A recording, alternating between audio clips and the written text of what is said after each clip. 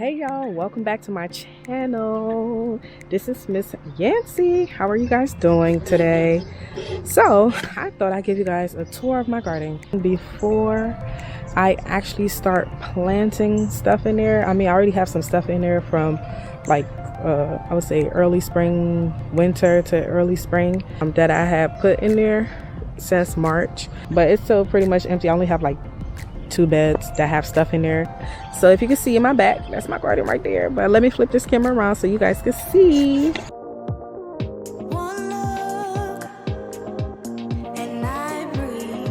It is not completely finished yet. I'm still working in it, and a lot of you that have gardens, I think you understand that the work is never done as far as, you know, exactly what you want. This is a girl on a budget, so year after year I'm gonna improve on the look. So far I did not have this last year. This is a cattle panel that I turned into a trellis, and I cannot wait to see what it's gonna look like.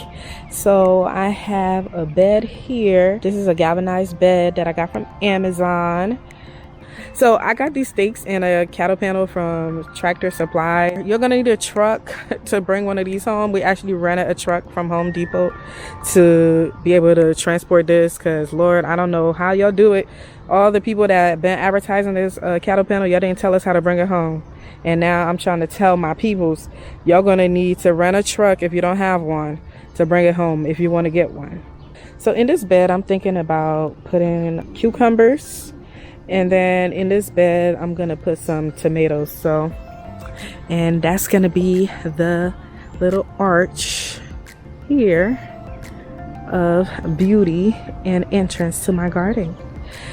So as we enter Miss Yancy's garden, you have this here.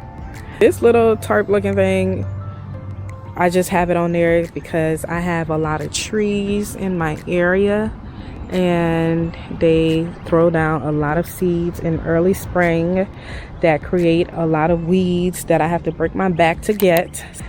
This is my attempt to collect some of the seeds, but it's not looking like it's working because I still see a lot on there, but hey, I tried.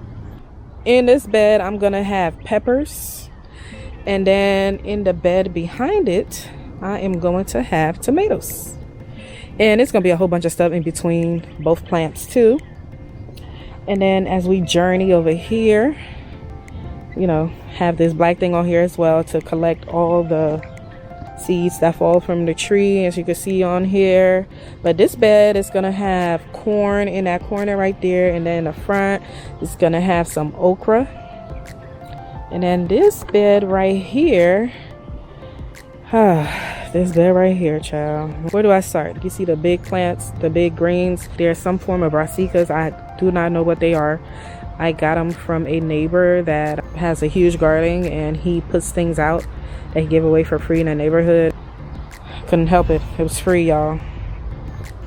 And so I came in, I put it in the bed. I was like, all right, we'll see what happens when it grows. I'm sure I could eat the leaves, so it is what it is. If it's not showing like any, you know, positive signs or whatever, I'm probably gonna pull them out and put something else, because, you know, garden space is luxury in these places. So I planted celery right here. I have some kale in here, and then I have some garlic in here as well. And then those peas, I got them from my neighbor as well. I'm thinking some of this stuff is like broccoli. I'm not too sure. As you can see, they're not thriving the way they should because there's a lot of insects and, you know, animals that think my garden belongs to them, and they've been helping themselves at big bites of my plants. As you can see, I don't know what to do. I tried everything, but hey, this is the bed of God knows what, so let them have fun. It's when I plant my stuff, we're gonna have some problems if they eat my other stuff. You know, what's happening in these beds is what I really care about. You know what I'm saying? Now, as we transition to the other part of my garden, over here, I have, this is my lettuce and strawberry bed. In here, I have some lettuce, different types of lettuce, and I have some ever-bearing strawberries in there. These lettuce, they've been here since March. It's really time to harvest them, but I have a lot of lettuce in my house. So it's like, all right, what do I do with these? Where do I put them?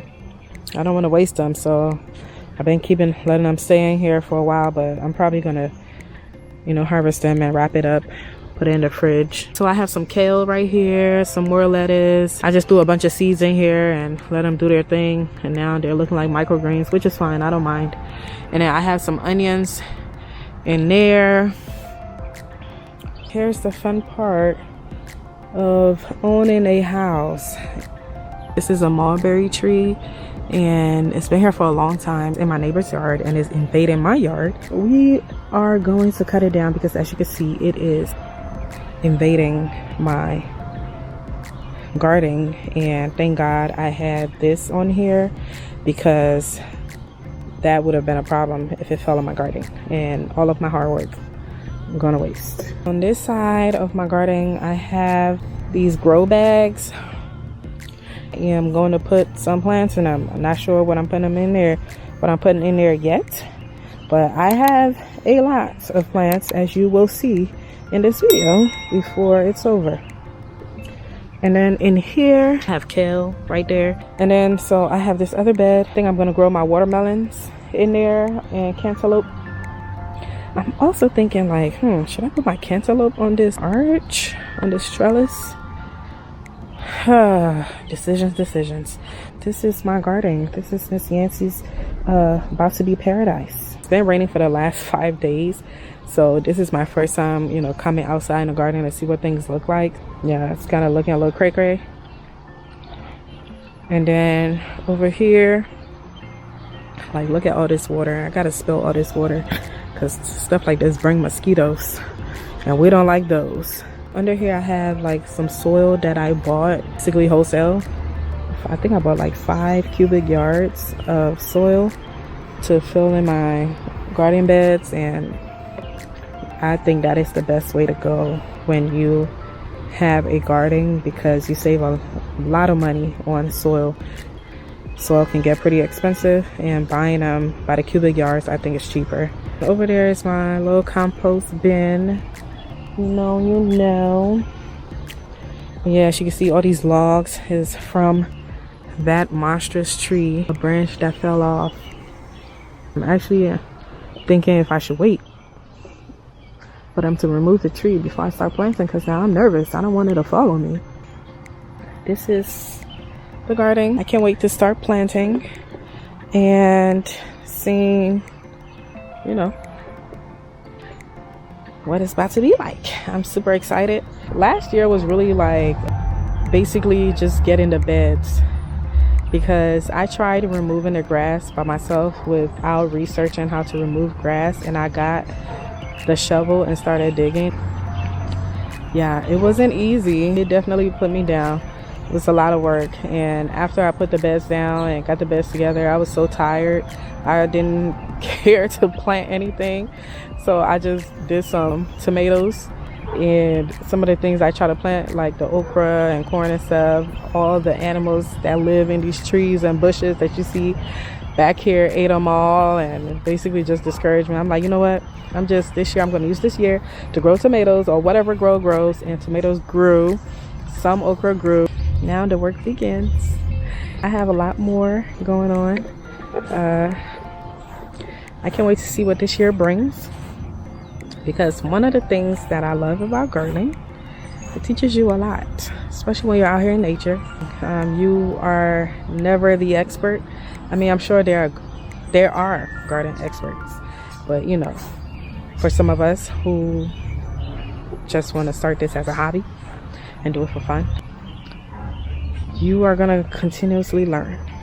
It's never going to be a I know it all moment, and I enjoy learning. So I can't wait to see what I learned this year based on the things that I'm gonna plant. I want you guys to see my little grape plants, and look at all the grapes that's growing on them.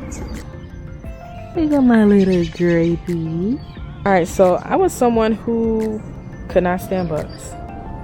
Now I'm learning to live with them and learning which ones are beneficial and which ones I absolutely hate when it comes to my garden. Alright, y'all. See y'all in the next video. And have a wonderful day. Don't forget to like my video. And don't forget to subscribe. Martha Lorraine's signature luxurious body butter is packed with all natural skin loving ingredients such as cocoa butter, coconut oil, shea butter, vitamin E oil, and baobab oil. Whipped to perfection, it is lightly made to be easily absorbed into the skin without clogging your pores. This body butter is free of parabens, sulfates, and synthetic fragrances. Your new bestie.